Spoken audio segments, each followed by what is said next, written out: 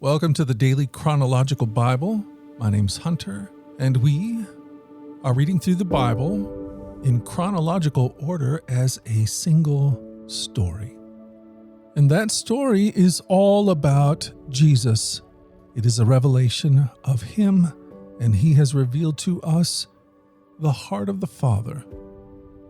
Today, June the 12th, we're in the book of 1 Kings chapter 20, starting in verse 22 through chapter 22, verse 9. From the New Living Translation. This is the word of the Lord. Joshua 22. Afterward, the prophet said to King Ahab, "Get ready for another attack. Begin making plans now, for the king of Aram will come back next spring." After their defeat, Ben-Hadad's officers said to him, "The Israelite gods are gods of the hills. That is why they won. But we can beat them easily on the plains. Only this time replace the kings with field commanders. Recruit another army like the one you lost. Give us the same number of horses, chariots, and men, and we will fight against them on the plains. There's no doubt that we will beat them." So King Ben-Hadad did as they suggested. The following spring he called up the Aramean army and marched out against Israel, this time at Aphek. Israel then mustered its army, set up supply lines, and marched out for battle.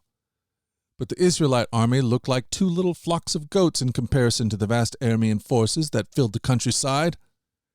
Then the man of God went to the king of Israel and said, "This is what the Lord says. The Arameans have said, 'The Lord is the God of the hills and not the plains.'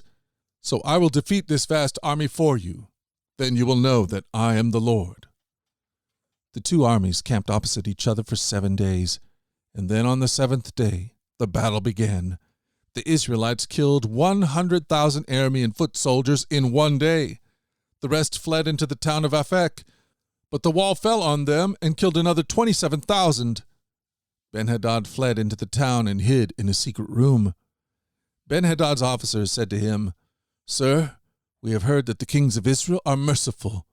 So let's humble ourselves by wearing burlap around our waist and putting ropes on our heads and surrender to the king of Israel. Then perhaps he will let you live." So they put on burlap and ropes and went out to the king of Israel and begged, "Your servant Ben-Hadad says, 'Please let me live.'" The king of Israel responded, "Is he still alive? He is my brother." The men took this as a good sign and quickly picked up his words. "Yes," they said, "your brother Ben-Hadad." "Go and get him," the king of Israel told them. And when Ben-Hadad arrived, Ahab invited him up into his chariot. Ben-Hadad told him, "I will give back the towns my father took from your father, and you may establish places of trade in Damascus as my father did in Samaria." Then Ahab said, "I will release you under these conditions." So they made a new treaty, and Ben-Hadad was set free. Meanwhile, the Lord instructed one of the groups of prophets to say to another man, "Hit me." But the man refused to hit the prophet. Then the prophet told him, "Because you have not obeyed the voice of the Lord, a lion will kill you as soon as you leave me." And when he had gone, a lion did attack and kill him. Then the prophet returned to another man and said, "Hit me." So he struck the prophet and wounded him. The prophet placed a bandage over his eye to disguise himself, and then waited beside the road for the king. As the king passed by, the prophet called out to him, "Sir, I was in the thick of the battle, and suddenly a man brought me a prisoner. He said, 'Guard this man. If for any reason he gets away, you will either die or pay a fine of 75 pounds of silver.' But while I was busy doing something else, the prisoner disappeared." "Well, that's your own fault," the king replied. "You have brought the judgment on yourself." Then the prophet quickly pulled the bandage from his eyes, and the king of Israel recognized him as one of the prophets. The prophet said to him, "This is what the Lord says. Because you have spared the man I said must be destroyed, now you must die in his place, and your people will die instead of his people." So the king of Israel went home to Samaria angry and sullen. 1 Kings 21. Now there was a man named Naboth from Jezreel who owned a vineyard in Jezreel beside the palace of King Ahab of Samaria. One day Ahab said to Naboth, "Since your vineyard is so convenient to my palace, I would like to buy it to use as a vegetable garden. I'll give you a better vineyard in exchange if you prefer. I'll pay you for it." But Naboth replied, "The Lord forbid that I should give you the inheritance that was passed down by my ancestors." So Ahab went home angry and sullen because of Naboth's answer. The king went to bed with his face to the wall and refused to eat. "What's the matter?" his wife Jezebel asked him. "What's made you so upset that you're not eating?" "I asked Naboth to sell me his vineyard or trade it, but he refused," Ahab told her. "Are you the king of Israel or not?" Jezebel demanded. "Get up and eat something, and don't worry about it. I'll get you Naboth's vineyard." So she wrote letters in Ahab's name, sealed them with his seal, and sent them to the elders and other leaders of the town where Naboth lived. In her letters, she commanded, "Call the citizens together for a time of fasting and give Naboth a place of honor, and then seat 2 scoundrels across from him who will accuse him of cursing God and the king. Then take him out and stone him to death." So the elders and other town leaders followed the instructions Jezebel had written in the letters. They called for a fast and put Naboth at a prominent place before the people. Then the 2 scoundrels came and sat down across from him, and they accused Naboth before all the people, saying, "He cursed God and the king." So he was dragged outside the town and stoned to death. The town leaders then sent word to Jezebel, "Naboth has been stoned to death." When Jezebel heard the news, she said to Ahab, "You know the vineyard Naboth wouldn't sell you? Well, you can have it now. He's dead." So Ahab immediately went down to the vineyard of Naboth to claim it.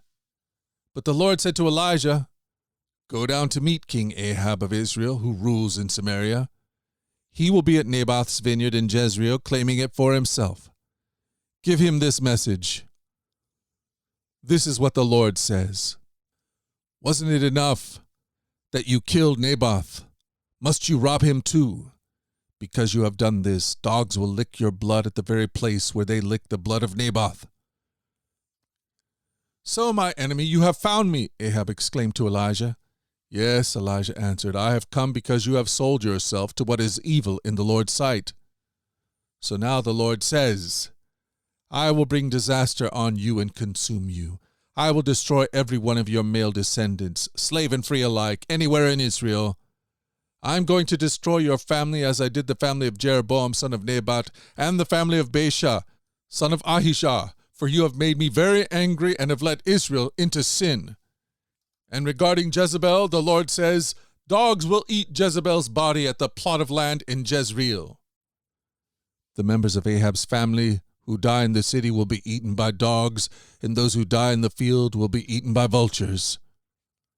No one else so completely sold himself to what was evil in the Lord's sight as Ahab did under the influence of his wife Jezebel. The worst outrage was worshiping idols just as the Amorites had done, the people whom the Lord had driven out from the land ahead of the Israelites. But when Ahab heard this message, he tore his clothing, dressed in burlap, and fasted. He even slept in burlap and went about in deep mourning. Then another message from the Lord came to Elijah. Do you see how Ahab has humbled himself before me? Because he has done this, I will not do what I promised during his lifetime. It will happen to his sons. I will destroy his dynasty. 1 Kings 22. For 3 years there was no war between Aram and Israel. Then during the 3rd year, King Jehoshaphat of Judah went to visit King Ahab of Israel. During the visit, the king of Israel said to his officials, Do you realize that the town of Ramoth-Gilead belongs to us, and yet we've done nothing to recapture it from the king of Aram? Then he turned to Jehoshaphat and asked, Will you join me in the battle to reclaim Ramoth-Gilead? Jehoshaphat replied to the king of Israel, Why, of course, you and I are as one. My troops are your troops, and my horses are your horses. Then Jehoshaphat added, But first let's find out what the Lord says. So the king of Israel summoned the prophets, about 400 of them, and asked them, Should I go to war against Ramoth-Gilead, or should I hold back? They all replied, Yes, go right ahead. The Lord will give the king victory. But Jehoshaphat asked, Is there not also a prophet of the Lord here? We should also ask him the same question. The king of Israel replied to Jehoshaphat, There is one more man who could consult the Lord for us, but I hate him. He never prophesies anything but trouble for me. His name is Micaiah, son of Imlah. Jehoshaphat replied, That's not the way a king should talk. Let's hear what he has to say. So the king of Israel called one of his officials and asked, Quick, bring Micaiah, son of Imlah.